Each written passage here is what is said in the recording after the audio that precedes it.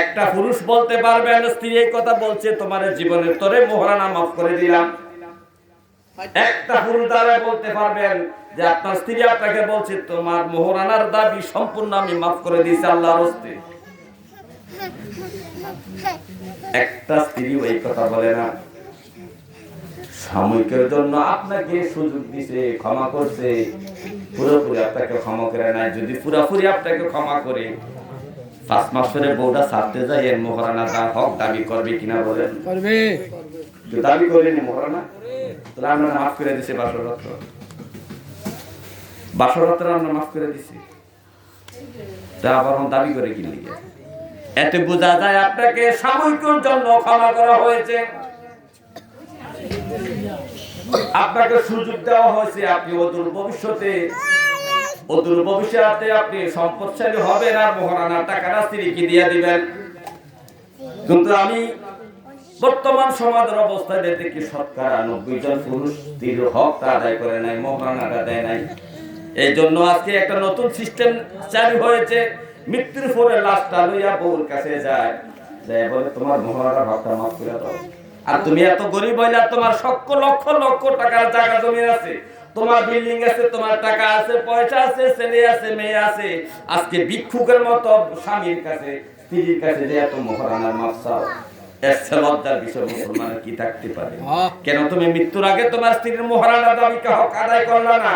তোমার তো 5 কানি জমি আছে, 1 ঘন্টা জমি তো মোহরানা হিসেবে দিয়ে দিতে পারতা। তোমার জমি আছে, জমি তো মোহরানার হক হিসেবে দিয়ে দিতে পারতা। স্ত্রীকে বলতা, স্ত্রী রে মোহরানা তো আজ থেকে 50 বছর আগে বিয়ে করছি, মোহরানা কি করছি এই তো আমার খেয়াল নাই, তবে তুমি আমাকে, আমি তোমারে এই 2 শতক জায়গা তোমার জমি দলিল করে দিলাম, তুমি আমার মোহরানার হকটা মাফ করে দাও আল্লাহ। কি একটা পুরুষকে এই ঘটনা আছে, লাশটা নিয়ে বউর কাছে যাইয়া বউর কাছে মাফ চায় মোহরানার হক। আপনি মাফ চাইবেন কোন কারণে? যদি মোহরানা দিয়া থাকে মাফ চাওয়ার কোনো দরকার নাই। আপনি টাকা দিয়া দোকানদার থেকে কলা কিনছেন, কলা কিনার পরে টাকা দেওয়ার পরে যদি দোকানদার আল্লাহর রাস্তায় মাফ করে দেয়, কলাটা দিকে ভাই কি হেল্প করবেন? আল্লাহর রাস্তায় মাফ করে দিও, কলা বাড়িতে নিয়ে যায়, এই কথা আপনি কইবেন না। এই কারণে যেহেতু আমি টাকা দিয়া কলা কিনছি, তাহলে আপনি মৃত্যুর পরে মাফ এই জন্য চান, আপনি বাসরাতে মোহরানার হক দেন নাই। আপনার মৃত্যুর আগ পর্যন্ত আপনাকে সময় দেওয়া হয়েছে, তখন পর্যন্ত আমরা স্ত্রীর মোহরানার হক আদায় করেন নাই।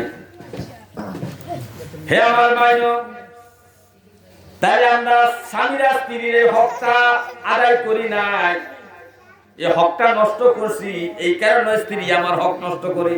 ঠিক ওই যে আমি আমার হক কিভাবে নষ্ট করে? আমার হক ছিল স্ত্রী আমাকে সেবা করবে, যত্ন করবে, শীতকালে গরম পানি করে আমাকে ওযু করাবে, শীতকালে আমাকে গরম পানি খাওয়াবে, শীতকালে আমাকে সেবা যত্ন করবে। এই স্ত্রী আমার সেবা করে না, রাতে 10টার সময় বাজার থেকে দোকানটা শেষ করে বাড়িতে আওয়ার পরে স্ত্রী বলে তোমার খানা তুমি গরম করে খাও। ঠিক সেবা হকটা আদায় করে না, কারণ হলো তুমি তোমার স্ত্রীর মোহরানার হক আদায় করো নাই। এই হক আদায় না করার কারণে তোমার স্ত্রী তোমার হক আদায় করতেছে না।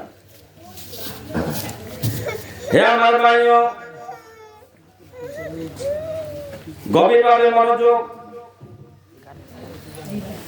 এই স্বামীরা স্ত্রীর আগে হক আদায় করতে হবে। এই হকটা আদায় করা, যদি মৃত্যুবরণ করো, তুমি হকটা আদায় না করে যদি মৃত্যুবরণ করো, তোমার কি উপায়? ভাষণের মাঠে তুমি শোনো, নবীজি বলছেন, হে আমার উম্মতেরা শোনো, হাসরের মাঠে সব মানুষ দোকান হাজির হবে। একটা দোকানদারের মধ্যে অনেকগুলো ডায়েরি খাতা থাকে, ঠিক বাকি অনেকগুলো খাতা থাকে না? উত্তর পাড়ার একটা, দক্ষিণ পাড়ার একটা, পূব পাড়ার একটা, পশ্চিম পাড়ার খাতা একটা, না সব বাকিদার বাকি ওলার নামে এক খাতা নেই। বড় বাজারকে সব বাকি ওলার খাতা এক খাতা নেই। বড়ুরার উত্তর বড়ুরার এই বাকি খাতা, দক্ষিণ বড়ুরা এইটা, অথবা ইউনিয়ন ভিত্তিক ভাগ করে নেয়, অথবা গ্রাম ভিত্তিক ভাগ করে নেয়, এরকম করে না? হে আমার ভাই, হাসরের মাঠে আপনি হাজির হবেন, অপরাধের তালিকা আছে, পাপীদের তালিকা হবে, অপরাধীদের তালিকা হবে, গুনাহগারদের তালিকা আছে, এক এক জনের তালিকা এক এক রকম। এই ডায়েরির মধ্যে জানাকারের তালিকা আছে, জানাকারদের নাম এই তালিকায় আছে। এই ডায়েরির মধ্যে ঘুষখোরের নাম, এই ডায়েরির মধ্যে সুদখোরের নাম, এই ডায়েরির মধ্যে বেনামাজির নাম, এই ডায়েরির মধ্যে হজ ফরজ হওয়ার পর হজ করে নাই এমন ব্যক্তির নাম, এই ডায়েরির মধ্যে মহারানা হক আদায় করে না করে নাই এমন ব্যক্তির নাম এই ডায়েরির মধ্যে নাম আছে। তো এই যেমন 10টা ডায়েরি আছে, 10টা ডায়েরির মধ্যে একটা ব্যক্তির নাম 10টা ডায়েরির মধ্যে নাম উঠতে পারে। এক ব্যক্তির নাম 10টার মধ্যে কি করতে পারে? হ্যাঁ, তার নামাজ পড়ছে না, তোর বেন আমাদের ডায়েরির মধ্যে তার নাম আছে।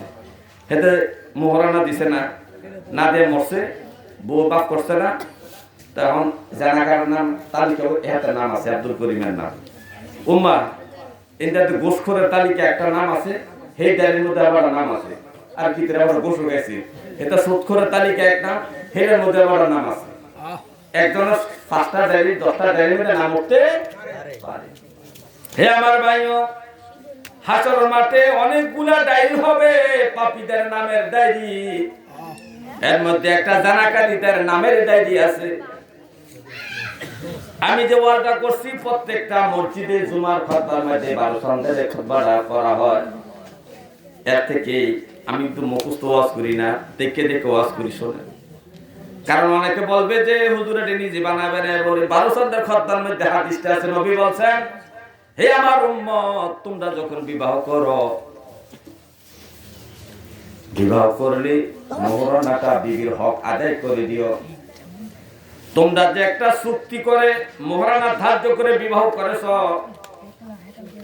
কম হোক আর বেশি হোক, যেটি নির্ধারণ করেছ, এই নির্ধারিত টাকাটা যদি না দিয়া বিবিকে ধোকা দিয়া যদি তুমি মৃত্যুবরণ করো, মানে বাসর রাতে তোমার স্ত্রী তোমাকে মাফ করছে, জীবনের তরে মাফ করে নাই, যদি মাফ করে তালাকের সময় আবার মোহরানা দাবি করে কেন? বুঝা যায় তোমাকে সাময়িকের জন্য মাফ করছে, শুধু বাসর রাত্র চলার জন্য, কয়েক বছর 50 বছর 30 বছর জীবন যাপনের জন্য, কিন্তু আজীবনের জন্য তোমার মোহরানার হক বিবি মাফ করে নাই। এই অবস্থায় যদি তুমি ধোকা দিয়া মৃত্যুবরণ করো, হাসরের মাঠে যখন তোমার নামটা কিন্তু জানাকারের ওই ডায়েরির মধ্যে তোমার নামটা দেখতে পাইবা। অপরাধ কি? অপরাধ হলো স্ত্রীর মোহরানা আদায় করে নাই, ধোকা দিয়া মৃত্যুবরণ করেছে। অথবা কিছু স্বামী আছে, অসুবিধা নাই, আজকে মাফ করো, ওদের ভবিষ্যতে টাকা পয়সা হইলে তোমার 50,000, 1 লাখ অথবা 2 লাখ অথবা 100 বা 200 বা 1 ঘন্টা বা 2 ঘন্টা অথবা একটা দোয়া তোমার নামে লিখে দেবো মোহরানার হক হিসাবে, এরকম হয়তো আশ্বাস দিছে। কিন্তু মৃত্যুর আগে এটা দেয় কি করে জানেন? তুমি তো আমার ঘরে খাও, আমার ঘরে খাও, তুমি আমি তো একই, তুমি আমি কি এক ঘরে থাই, এক খালি থাই, এক ঘরে থাই, আবার কি তোমার কি দিতাম, তো জমিটা আমার কাছে থাক, তুমি দিলে কি ঠিক না? এরকম মনে করে না? কিন্তু এটা হলো আমাদের মনের খামকে আনি, কিন্তু ফরজ তো সেই ফরজ হকটা আদায় করা, মোহরানার দেওয়া, কিন্তু আমরা দিচ্ছি না। তো নবীজি বলছেন, তোমরা যদি এই মোহরানা না দিয়া যদি মৃত্যুবরণ করো, ওই যে জানাকারের একটা ডায়েরি আছে, লম্বা ডায়েরি টাঙ্গানো, এই চাটের মধ্যে দেখবা আব্দুল করিমের নাম, ওই জানাকারের তালিকার মধ্যে আব্দুল করিমের নাম। তুমি আশ্চর্য জিজ্ঞাসা করবা, কোন কারণে? আমি তো বিবাহ করছি, 70 বছর মৃত্যুবরণ করেছি, আমি কেন জানাকারের তালিকায় থাকবো? আমি তো হালাল ভাবে বিয়ে করেছি, 3 বার কবুল করেছি, বিবিও 3 বার কবুল করেছি, বিবি আমার বাসর রাতে মোহরানা মাফ করে দিছে, এখন কোন আমার জানাকারের তালিকায় আমার নাম? তখন ফেরেশতারা ফিরাইবো আর বলবো, রে নাফরমান, নাফরমান, মৃত্যুর আগ পর্যন্ত তুই তোর তোর স্ত্রীর মোহরানার হক আদায় করিস না, আদায় না করে মৃত্যুবরণ করে কবরে আসো, হাসরে আসো, যার কারণে মোহরানার হক আদায় না করার কারণে তোমার এই 60 বছর 70 বছর স্বামী স্ত্রী সংসার জেনার অবস্থায় কাটাইছো। নারে তাকবীর, নারে রিসালাত, নারে গাউসিয়া, আহলে সুন্নাত ওয়াল জামাত, আল্লামা মাইনুল হোসেন ফারফুরি সাহেব, হে আমার ভাইও, তাহলে এই স্বামীদের স্ত্রীদের হকটা স্বামীরা আদায় করার দরকার কিনা বলেন? দরকার। তাহলে আপনি যদি হকটা আদায় করেন, আমি কসম করে বললাম, আল্লাহ আপনার বিবির দিল ঘুরাইয়া দিবে আপনার সেবা যত্ন করার জন্য, আপনার খেদমত করার জন্য, আপনার হক আদায় করার জন্য। এই জন্য বাবা আপনাদেরকে আমি হাতে পায়ে ধরে অনুরোধ করব, আপনি যা দিয়া পারেন 100 টাকা দিয়ে হলো বিবির কাছ থেকে মোহরানার হকটা মাপ নেন, প্রমাণ রাখেন, সাক্ষী রাখেন যে আমি মোহরানার হক দিয়ে দিয়েছি 5000 টাকা দিয়া, সাক্ষী রাখেন যেন মোহরানার জন্য হাসর মাঠে আপনাকে লজ্জিত না হতে হয়, আল্লাহর কাছে আপনার কাঠগড়ায় দাঁড়াইতে না হয়, বিবি যেন হাসর মাঠে আপনার জন্য বিচার না চাইতে পারে আল্লাহর কাছে। এই জন্য মোহরানার হক এখনই সময় থাকতে আদায় করে দে। হে আমার ভাইও, স্বামীরা স্ত্রীর হক আদায় করবে। নবীজির কাছে প্রশ্ন করছেন, ইয়া রাসূলুল্লাহ, স্ত্রীদের হক কি? স্ত্রীদের আহাক্কুন নিসাই, স্ত্রীদের হক কি? স্বামী স্ত্রীর হক আদায় করবো না তো স্বামী তো প্রশ্নই করতে পারে স্ত্রীর কি হক? হ্যাঁ, কি হক? বিয়ে করে আসলে কি হক তো কি, ঠিক না? তো নবীজি যখন হকের বিষয়ে ওয়াজ করছেন, অন্য জায়গায় আরেক জায়গায় আয়েশা সাহাবী প্রশ্ন করি, ইয়া রাসূলুল্লাহ, আপনি বলেন না স্ত্রীদের কি হক আদায় করতেন? নবীজি বলছেন, আমার সাহাবারা শোনো, তুমি যা খাইবা তোমার বিবিকে তুমি তা খাওয়াইবা। তুমি যা খাইবা তোমার বিবিকে তা খাওয়াইবা। তুমি ইলিশ মাছ খাইতে পছন্দ করো, বাজার থেকে ইলিশ মাছ আনছো, প্রতিবেলায় তোমার স্ত্রী তোমাকে ইলিশ মাছের খাড়ি দেয়, কিন্তু খোঁজ দিলা না স্ত্রী রে তুমি কোন ইলিশ মাছ খাও কি?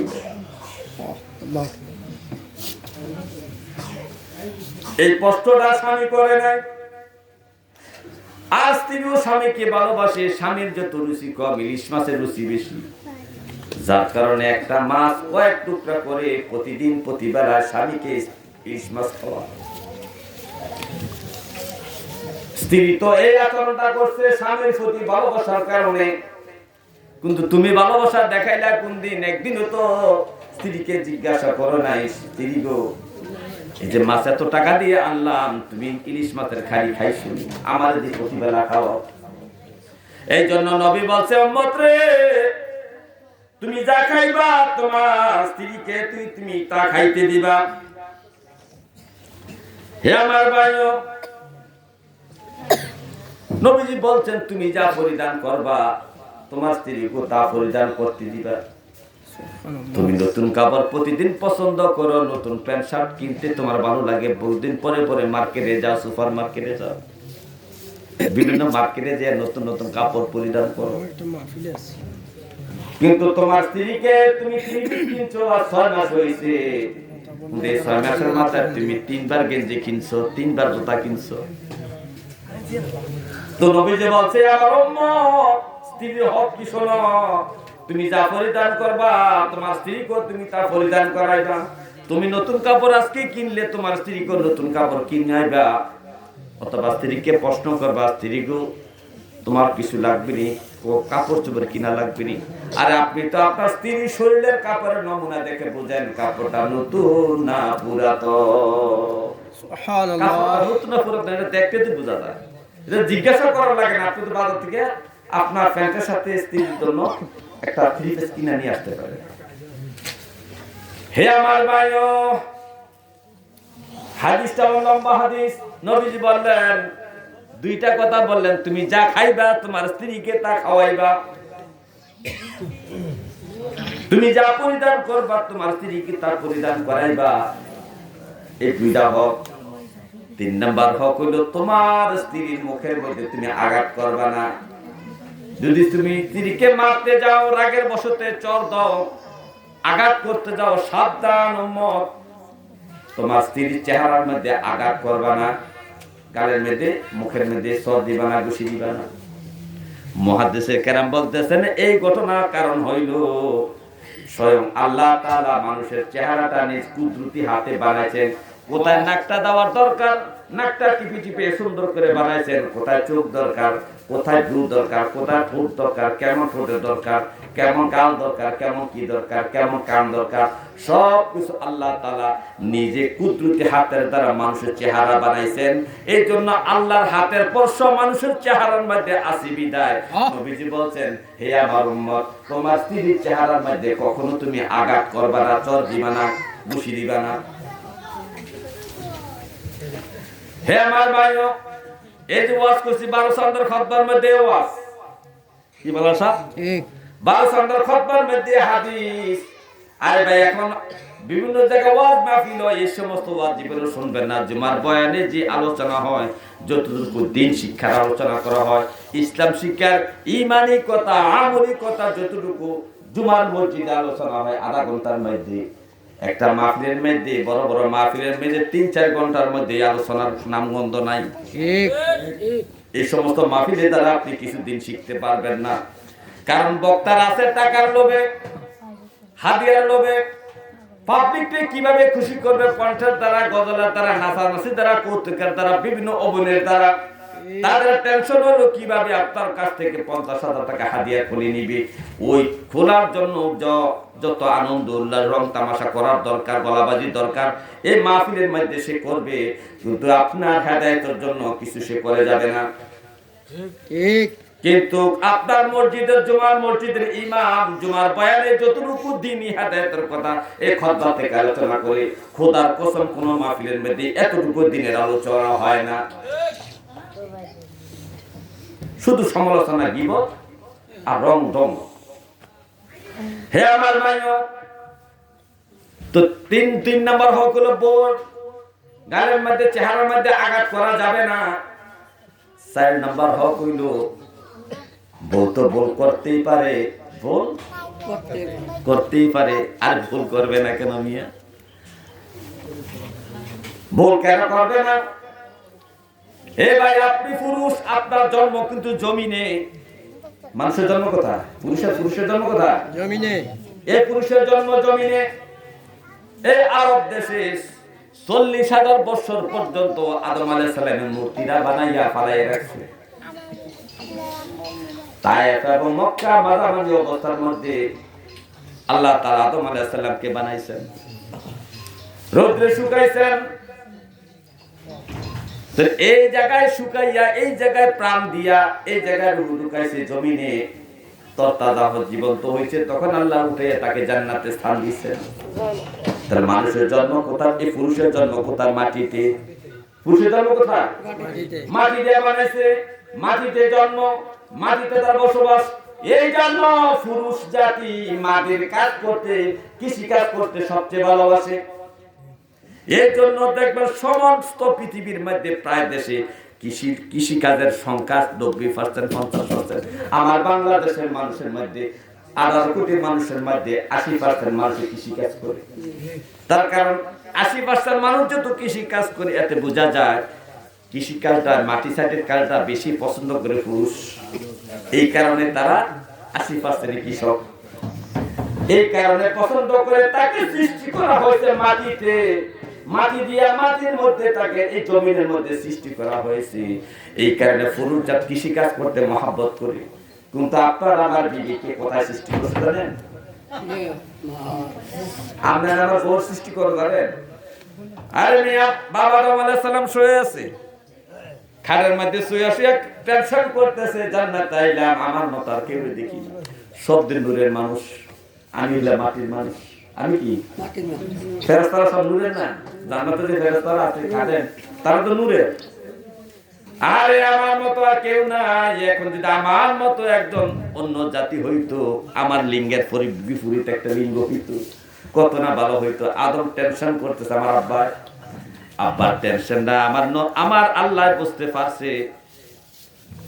আব্বাই যখন ঘুমাইছে, আব্বার বুকের বাম দিকের একটা হাড় ভাঙিয়ে আছে, খুলে আছে অপারেশন করে। অনেক গুরুত্বপূর্ণ একটা অপারেশন আল্লাহ নিজে কুদরতি হাতে করেছেন, কোন ফেরেশতা দ্বারা করেন নাই।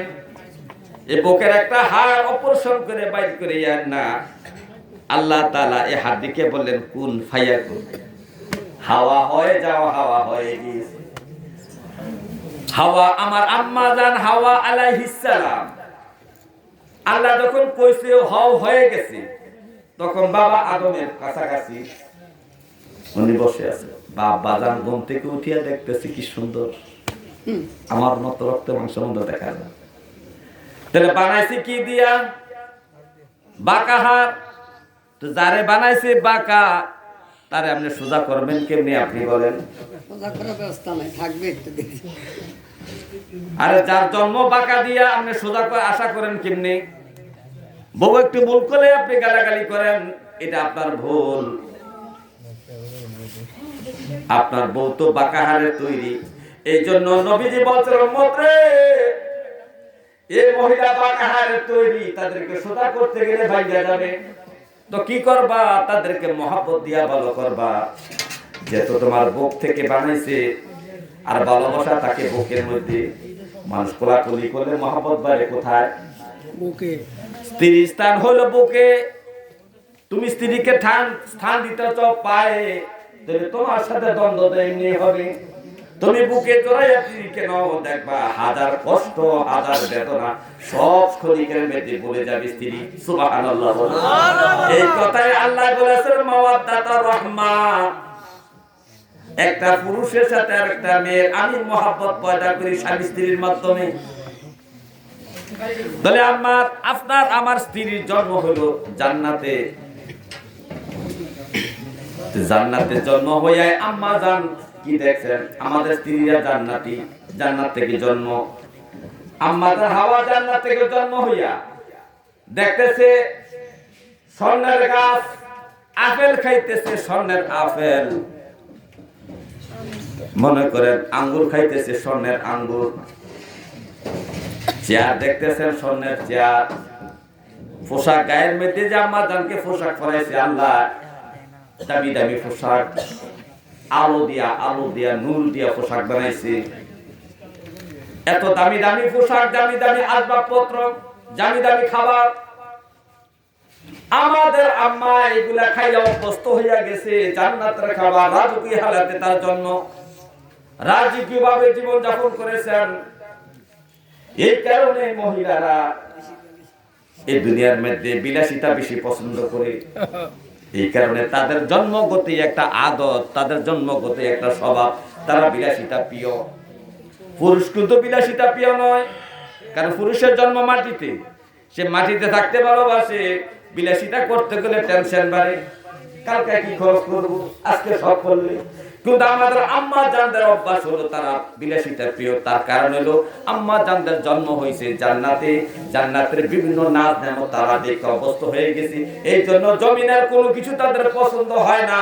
আপনি বাজার থেকে 3 পিস কিনে আনবেন, এটার একটা না একটা দোষ আম্মায় ধরবে। তার কারণ হলো আর মেয়ে জান্নাতের 3 পিস চার ব্যবহার করেছে আমার আম্মার গোষ্ঠীর মহিলারা। আমার আম্মা মা হাওয়া এর গোষ্ঠী নেরা, এর জাতি তো। তো আমার আম্মার 3 পিস পড়ছে জান্নাতের, স্বর্ণের, নূরের, অনেক দামি দামি জিনিসের দ্বারা 3 পিস আমার আম্মাকে বানায় পরাইছি। ওই আম্মার মেয়ে তো তারা, যার কারণে মায়ের স্বভাবটা আমার স্ত্রীরা পাইছে, মায়ের স্বভাবটা। এই জন্য যারা জান্নাতের পোশাক ব্যবহার করে অভ্যস্ত হয়ে গেছে, বিলাসিতা জীবন যাপন, এই জন্য দুনিয়ার একটা পোশাক আপনি আইনা দিলে একটা দোষ ধরবে, কিন্তু পরক্ষণে আবার এটা ব্যবহার করবে, ঠিকই না? এখন দোষ ধরলে আপনি তাকে গালাগালি করবেন না। এই জন্য ওলামায়ে কেরাম বলে, জগতের মানুষ মহিলাটার সাথে ভালো ব্যবহার করবা, তার দোষ কম ধরবা। তার জন্ম তো জান্নাতে, জান্নাতের যে মহিলাটা জান্নাতের 3 পিস পড়ছে, নূরের 3 পিস পড়ছে, স্বর্ণের সুতার 3 পিস পড়ছে, রূপার সুতার 3 পিস যে মহিলাটা পড়েছে, ওই সমস্ত মহিলারা তো দুনিয়ার 3 পিস পছন্দ হবে না, একটু দোষে ধরবে। আপনি মরিচ আনছেন, দোষ হয়েছে মরিচটা বাঁকা, কিন্তু জান্নাতের মরিচ তো বাঁকা ছিল না। জান্নাতের মরিচ কি বাঁকা ছিল না। এই জন্য আপনার বাঁকা মরিচের দোষ ধরছেন। মরিচ বাঁকা হলে খাওয়া যায়, সোজ হলো কি খাওয়া যায় তো, কিন্তু দোষ একটা ধরবই। কারণ আমার তো স্বভাবও কি, জান্নাতের বিভিন্ন নিয়ামত এটা তার আঁকা বাঁকা না। মরিচ হলো সোজা, সবকিছু সোজা, কইরা খাইলে সোজা। কিন্তু আবার বাংলাদেশে দুনিয়ার কইরা 3 মুসাদে একটা বেয়া হয়, ঠিক নেই তো দোষ না কেন? কেন আমার অভ্যাস কি দেয়, সব কিন্তু ফ্রেশ নিট এন্ড ক্লিন জিনিস খাই অভ্যাস। হে আমার মাইও, তো নবীজি বলছেন এই মহিলারা হলো জান্নাতে যাদের জন্ম, যারা বাঁকা হাড়ের তৈরি, তাদের একটু স্বভাব বাঁকা থাকবে, কথাবার্তা বাঁকা থাকবে, চালচলনে বাঁকামি থাকবে, কিন্তু তাদের সাথে তোমরা বাঁকামি করবা না। তাদেরকে মহাব্বত করে ভালোবাসা দিয়ে বুঝ দিয়ে তাদের সাথে জীবন যাপন করবা। তাদেরকে গালাগালি করবা তো, তাদেরকে সোজা করতে যাইবা তো, সোজা হইলে ভাঙা যাবে। স্ত্রী আর তোমার টিকবে না। স্ত্রী আর কি, আপনি হাতটাকে যদি সোজা করতে দেন, হাত সোজা হইব না ভাঙিয়ে দেব? তাহলে স্ত্রীকে সোজা করতে গেলে এখানে তালাকের শব্দ চলে আসে, আসে না? এই জন্য পুরুষদেরকে নবী বলতে, পুরুষেরা রে সাবধান সাবধান, স্ত্রীর সাথে পাগলামি করো না, স্ত্রীর সাথে পাগলামি করো না, কারণ তারা বাঁকা বাঁকায় থাকবে, কিন্তু বাঁকার সাথে তুমি মহাব্বত দিয়া জীবন যাপন করতে হবে। এই মিয়া, ওই যে প্রথম বলছিলাম, আল্লাহ তাআলা বলছেন এই ইমানদার বান্দারা, তোমরা যারা ঈমান আনছো, তোমাকে আমি পরীক্ষা করব বিভিন্ন মাধ্যমে। তুমি যে ইমানদার দাবি করছো, মুসলমান দাবি করছো, আমি তোমাকে বিভিন্ন মাধ্যমে পরীক্ষা করব। এর মধ্যে পরীক্ষা বিভিন্ন হইতে পারে, অসুখ দেওয়া হইতে পারে, অভাব দেওয়া হইতে, অনটন হইতে, অবৈধ স্ত্রী দেওয়া হইতে পারে, অবৈধ স্বামী দেওয়া হইতে পারে। এমনি আপনি আমি কে নবীদেরকে অবৈধ স্ত্রী দিয়ে আল্লাহ পরীক্ষা করছে? হযরত নূহ আলাইহিস সালাম জবরদস্ত আল্লাহর একজন নবী, ওনার মতো একজন নবীকে আল্লাহ অবৈধ স্ত্রী দিয়ে পরীক্ষা করেছে। নূহ আলাইহিস সালাম দিনের দাওয়াত দিতে যায়, আর নূহ আলাইহিস সালামের স্ত্রী স্বামীর বদনাম গায়, এই পাগলের কাছে তোমরা ধর্ম শিখতে যাও। হে কি বলে, আরে আমার স্বামী একটা পাগল, তার কাছে তোমরা যাইও না। হে নূহ আলাইহিস সালাম কত কষ্ট করেছেন দেখেন, দিন প্রচারের জন্য 950 বছর দিনের দাওয়াত দিয়েছেন। কত বছর? 950 বছর পর্যন্ত দিনের দাওয়াত দিয়েছেন। এত কষ্ট নূহ আলাইহিস সালাম করেছেন। সর্বসাকুল্যে 80 থেকে 82 জন মানুষ মুসলমান হয়েছে 950 বছর। এত কষ্টর পরও তার স্ত্রী বলে আমার স্বামী একজন পাগল, কি এর নবী। অথচ নূহ আলাইহিস সালাম এই বিবিকে তালাক দেন নাই, এই ফেরেশতার এই নবীজি নূহ আলাইহিস সালাম জীবন যাপন করেছেন। একজন নবীকে যদি অবৈধ স্ত্রীরা পরীক্ষা করতে পারে, আপনি আমি কে? লূত আলাইহিস সালামের স্ত্রী ছিল অবৈধ। লূত আলাইহিস সালাম একজন আল্লাহর জবরদস্ত নবী পয়গম্বর, তাকে আল্লাহ অবৈধ স্ত্রীরা পরীক্ষা করছে। কি অবৈধ? নূহ আলাইহিস সালামের বাড়িতে মেহমান আসে, তার জাতির মধ্যে স্বভাব ছিল জানা করা, পুরুষে জানা করা, তার জাতির এক অভ্যাস ছিল। তখন তার বাড়িতে যখন পুরুষ কোন মেহমান হয়ে আসতো, তখন মহিলাটা যাইয়া গ্রামের মধ্যে যা প্রচার করতো, ওই এলাকার বাসী যুবকরা কই রে আমার বাড়িতে পুরুষ মেহমান আইছে লূত নবীর সাথে দেখা করার জন্য, এরকম সে সংবাদ দিত। আচ্ছা, যে স্ত্রীটা এই কথাটা বাড়িতে বাইরের মাঝে বলে বেড়ায়, এই স্ত্রী কি স্বামীর বাধ্য না অবাধ্য? আল্লাহ তাআলা কিন্তু এই অবাধ্য স্ত্রীর ঘর সংসার নবী লূত আলাইহিস সালামকে করাইছেন। একদিনও তো নবী লূত আলাইহিস সালাম আল্লাহর কাছে অভিযোগ করে নাই, কারণ লূত আলাইহিস সালাম জানে আমি নবী, তারপর আমার আল্লাহ আমাকে পরীক্ষা করছে। কি দিয়ে পরীক্ষা করছে? একত জাতি অবাধ্য, জাতি আমার কথা শুনে না, জানাবি বিচার করে, চুরি করে, ডাকাতি করে, গুন্ডাবি করে, মাফে কম দেয়, অনেক ধোঁকাবাজি করে, তারপর আমার ঘরে আমার স্ত্রীকে অবাধ্য বানায় আল্লাহ আমাকে পরীক্ষা বানাইছে। হে আমার ভাই, হযরত ইব্রাহিম আলাইহিস সালাম আল্লাহর কাছে অভিযোগ করে, রব্বে কারীম, আমাদের আব্বা, জাতির আব্বা, কিসের আব্বা? জাতির আব্বা, মুসলিম জাতির আব্বা ইব্রাহিম আলাইহিস সালাম বিয়া করছেন আম্মাজান সারা আলাইহিস সালামকে। আম্মাজান সারা আলাইহিস সালাম বিশ্ব সুন্দরী ছিলেন। পৃথিবীর মধ্যে সর্বশ্রেষ্ঠ সুন্দরী হইল মা হাওয়া আলাইহিস সালাম, আমাদের আদিমা। এই আমাদের আম্মা হাওয়া আলাইহিস সালাম অর্ধেক সুন্দর। মা সারাকে আল্লাহ দান করেছেন, এত সুন্দর ছিলেন। মা সারা ছিল রাজার মেয়ে। কার মেয়ে? রাজার মেয়ে। হযরত ইব্রাহিম আলাইহিস সালামের কাছে বিয়া দিবেন তো রাজার মেয়ের একটু অবস্থা অন্য রূপে থাকবো আম্মাদান সারা আমার আব্বা ইব্রাহিমের সাথে একটু খারাপ আচরণ করে 90 বছর 95 বছর 99 বছরের কাছাকাছি হয়ে গেছে আম্মাদান সারার করে কোনো ছেলে মেয়ে নাই কি হয় না আল্লাহ কত বড় পরীক্ষা মা সারাকে ফলাইছে ইব্রাহিম নবীকে আল্লাহ ফলাইছে ছেলে মেয়ে নাই ছেলে মেয়ের জন্য কান্দে রব্বি হাবলি মিনাস সালিহিন রব্বি হাবলি মিনাস সালিহিন রব্বি হাবলি মিনাস সালিহিন না আল্লাহ সারা দিতেছে এদিক দিয়া মা সারা যখন যে কোন একটা কাহিনী কেনান থেকে ফিলিস্তিন থেকে আরব দেশ ফিলিস্তিন থেকে মিশরে আসবেন মাঝামাঝি অবস্থায় একটা রাজার অত্যাচারের কারণে রাজা ক্ষমা চাইয়া রাজা ভোগ দুটি ক্ষমা চাইয়া মা সারাকে একটা মেয়ে দান করছেন কাদের মেয়ে